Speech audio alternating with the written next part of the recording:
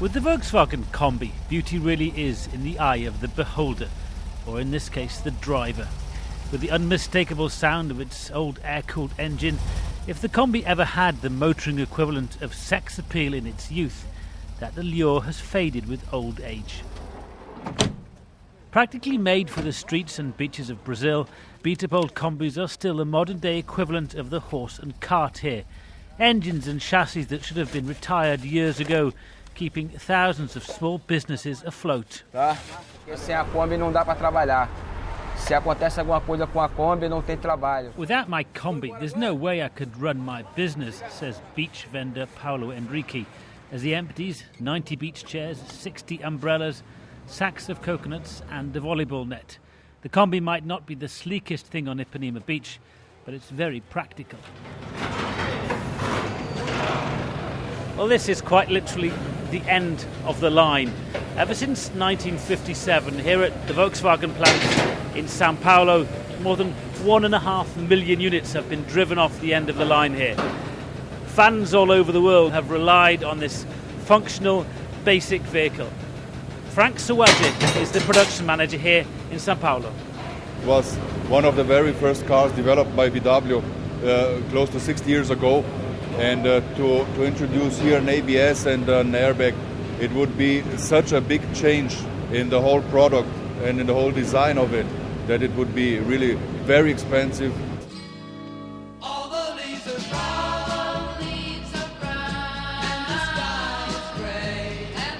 As much as ageing hippies in California and Cornwall may bemoan the passing of the Kombi, for Volkswagen this is purely a commercial decision.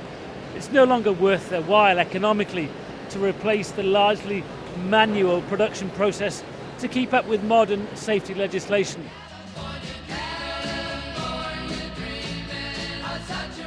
But is Volkswagen also taking a commercial risk here?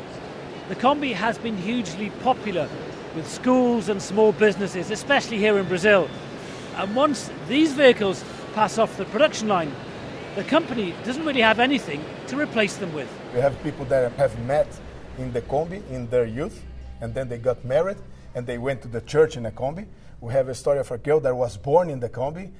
Carlos Leite, marketing manager at the São Paulo plant where the last Kombis are being made, says part of the charm is that it was championed by people who weren't really meant to care about cars. We still sell more than 2,000 units per month of this car.